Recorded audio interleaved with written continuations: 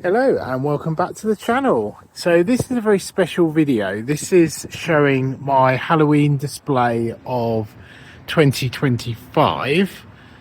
So it's been a very difficult Halloween this year. The weather has been really windy and very wet, very showery. I knew it was going to be quite showery kind of a week and a half kind of ahead of when it actually was. And yeah, it's been a huge challenge trying to weatherproof things as much as possible.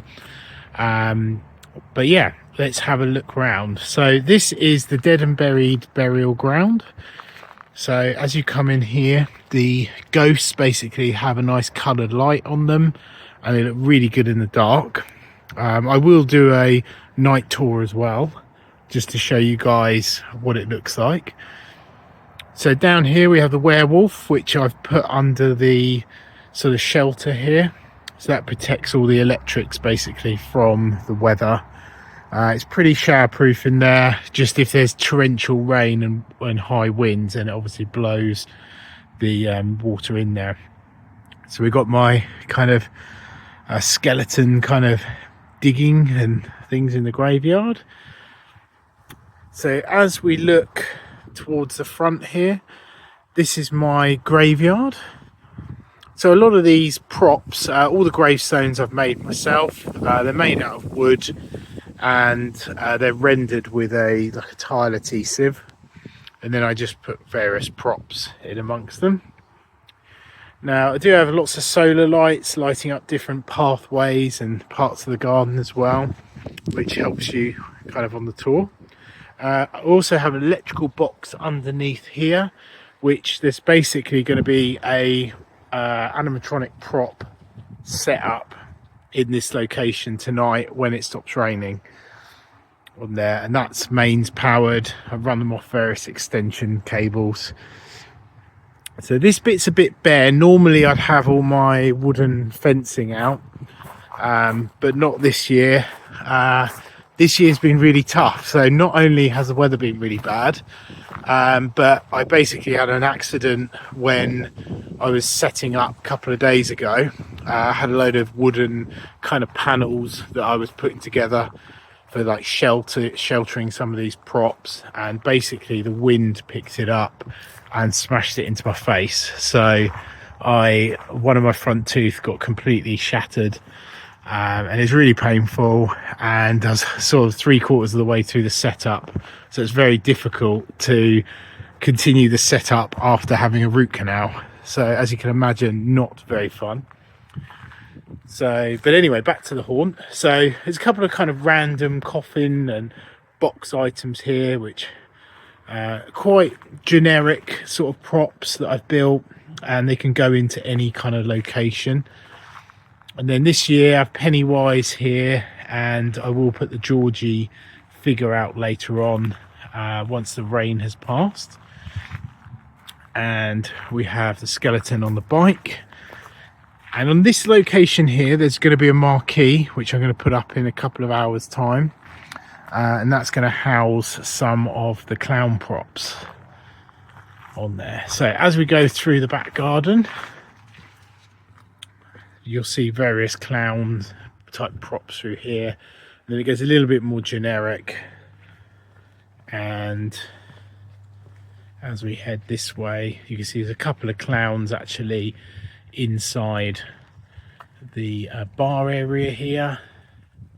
Then we have the man in the stocks, and then this area here, I do this same design for this each year. It basically involves using the netting as something that people have to kind of duck under, and there's various props like hanging bats and things like that, but it creates that sort of sense of journey, and obviously using all the existing paths of the garden, so you can see how it really all kind of comes into play.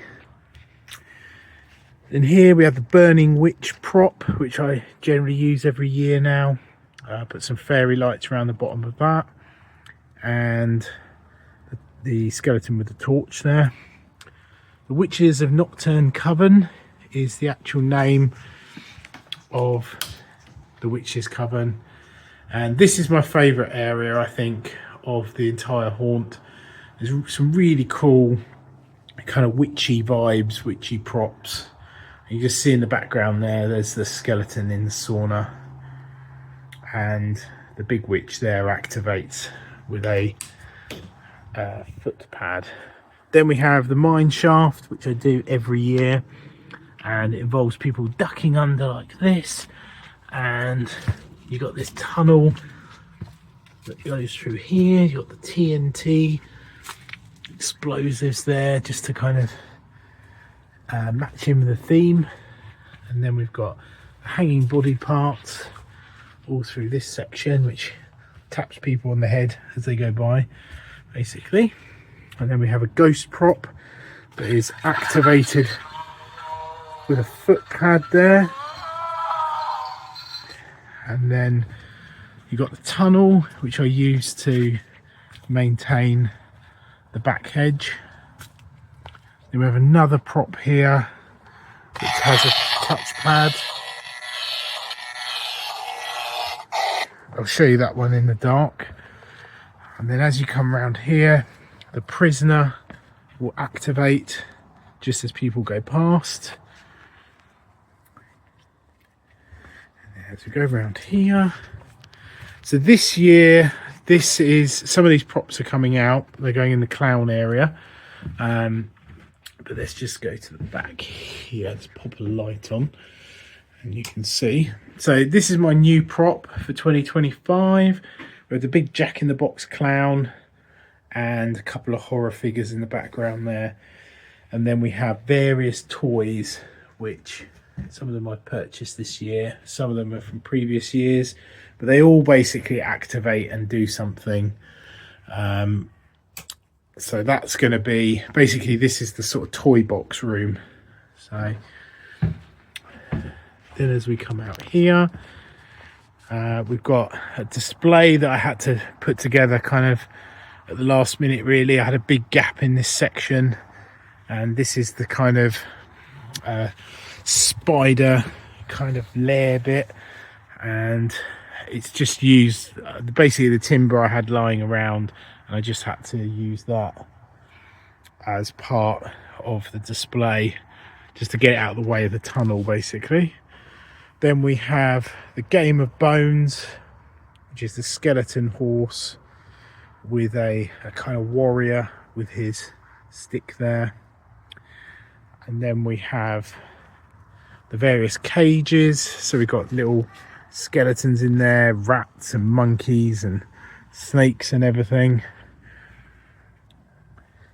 And I use this kind of camouflage netting as kind of a way to make it more of a maze, so as you drift through. Then we have the Scorched Pumpkin Patch. It's got a few more pumpkins than previous years, and the actual Scorched Pumpkin Man, which lights up at night there. We've got this big spider here. The web all lights up as well, which I'll show you when it gets dark. Should be pretty cool. Then we've got the Headless Horseman.